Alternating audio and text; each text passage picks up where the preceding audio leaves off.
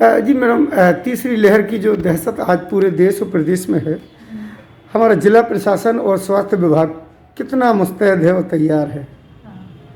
तो जैसा कि हम लोगों को पिछले जो हमारी सेकेंड वेव आई थी उस वक्त से हम लोग को काफ़ी सीख मिली है और अब हम लोग ने पहली बात तो भर्ती पेशेंट्स की व्यवस्था कर रखी है। तो यदि ज़रूरत पड़ेगी तो पूरे ज़िले में हमारा 1000 बेड हमने ऐसा कर रखे कि यदि भर्ती की सुविधा है तो 1000 एक साथ पूरे ज़िले में हम एडमिट कर सकते हैं। दूसरा हमारा ऑक्सीजन का है, तो हमारे दमों में 1500 LPM का प्लांट चल रहा है जिसमें 300 बेड पे एक साथ ऑक्सीजन सप्लाई हो सकती है। फिर हमारे हटा में भी है जो हमारा 200 LPM का वहाँ प्लांट है, तो वो भी दिन रात वो बीच में चल नहीं रहा था, लेकिन अब वो भी हम सुधार कार्य करके वो भी अच्छा चल रहा है। तो हमारी ऑक्सीजन की जो मेन समस्या हमें सेकेंड वेव में बहुत परेशानी हुई, तो इसीलिए हमने 2 प्लांट हमारे चालू है, प्लस हमारे पास ऑक्सीजन सिलेंडर्स, बड़े वाले जंबो सिलेंडर्स, छोटे सिलेंडर्स और लगभग 250 से 300 कॉन्सनट्रेटर्स, इतना सारा हमारे पास ऑक्सीजन की व्यवस्था के लिए हम लोगों ने व्यवस्था कर रखी है। उसके साथ ही जो हमारे फीवर क्लिनिक्स में दवाइयाँ लगती हैं या जो पेशेंट्स होम क्वारंटाइन करते हैं उनको जो दवाइयाँ लगती है उसका हमने भरपूर अभी स्टॉक कर रखा है,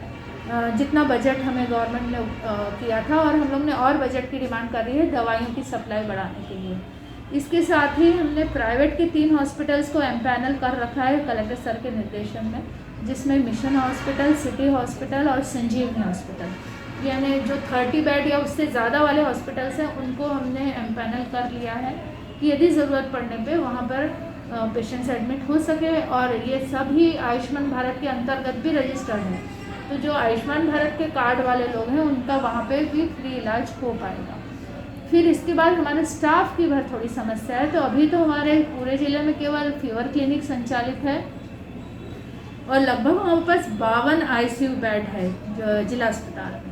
इनके लिए हमारे पास स्टाफ है जो गवर्नमेंट ने दिया हुआ है, लेकिन यदि हमें CCC चलाना पड़े ब्लॉक में बाकी जगह, तो वो अभी स्टाफ नहीं आया है, वो अभी गवर्नमेंट उसका सैंक्शन करेगी तो वो भी हम रख लेंगे। लेकिन उसके अलावा तो अभी हमारे पास सारी व्यवस्था है, और दमों में 50 बेड का CCC हमारे पास, उसके लिए स्टाफ भी है, और वो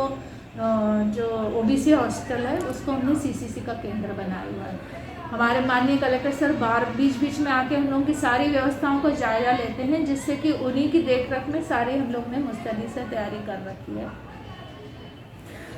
पिछली बार कुछ स्टाफ डॉक्टर्स की कमी महसूस हुई थी। पिछली बार ये हुआ था कि जिला अस्पताल में एक साथ सारे डॉक्टर्स को कोविड हो गया था, तो उस वक्त हमें बहुत, जब पीक चल रहा था और उसी समय पूरे डॉक्टर्स कोविड पॉजिटिव हो गए थे। तो ये तो अब दमों में जितने डॉक्टर्स हैं सारों को हम लोग ने एम्प्लॉय कर लिया है, BMS डॉक्टर्स और जो MBBS जो जिला अस्पताल में है, प्लस हमारे पेरीफेरी में भी अभी 2-2, 3-3 नए डॉक्टर्स आ गए हैं ब्लॉक्स में।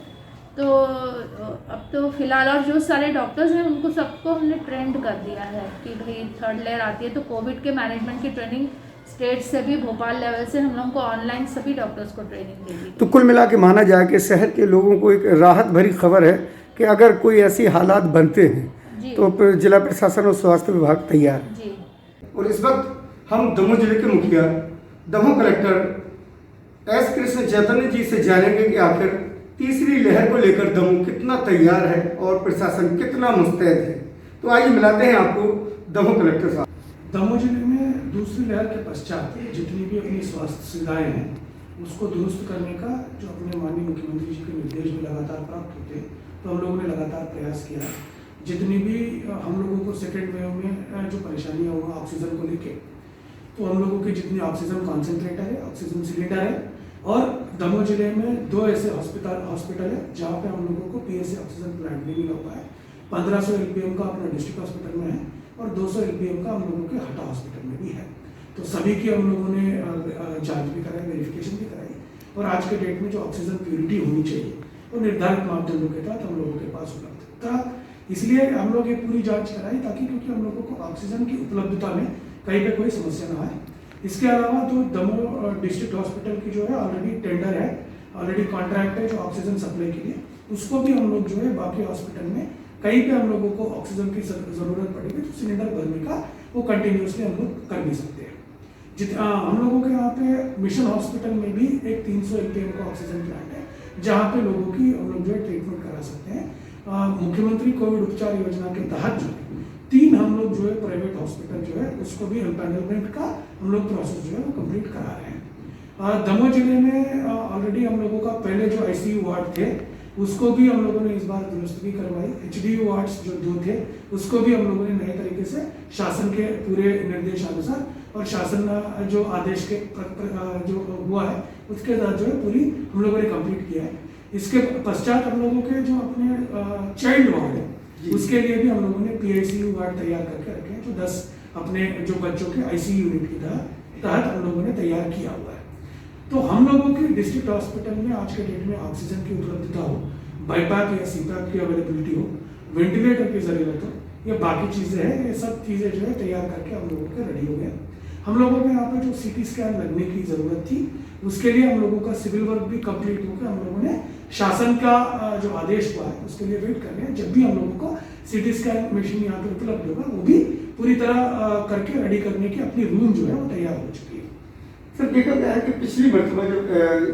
सेकेंड जो वेव चली है उसमें लहर में काफ़ी समाज सेवी संस्थाएं भी आगे आई और जिला प्रशासन के साथ कदम से कदम मिलाकर काम किया है। इस बार अगर जरूरत पड़ती है तो उन समाज सेवी संस्थाओं को क्या कहेंगे?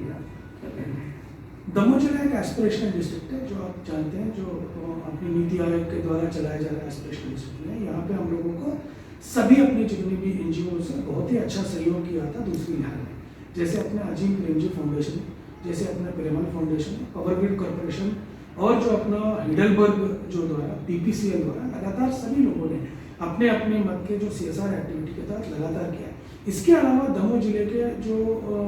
यहाँ पे संस्थाएं हैं वो भी अपने यहाँ पे कोविड केयर सेंटर चलाने में और ऑक्सीजन सिलेंडर्स या ऑक्सीजन कॉन्सेंट्रेट उपलब्ध कराने में लगातार आधारशिला संस्थान है, वो सब लोगों ने बहुत अच्छा आप लोगों का सहयोग किया है। अगर इस बार भी हम लोग ये एक्सपेक्ट कर रहे हैं कि अपनी तैयारी लगभग तय है, बट इस बार भी कहीं पे भी सहयोग जरूरत है, सभी लोगों से हम लोग डायरेक्टली फिर मांगेंगे और जहाँ जहाँ पे सहयोग की जरूरत है सभी जगह से मिलने की भी वो लोगों ने हम लोगों को सहमति भी दिया है।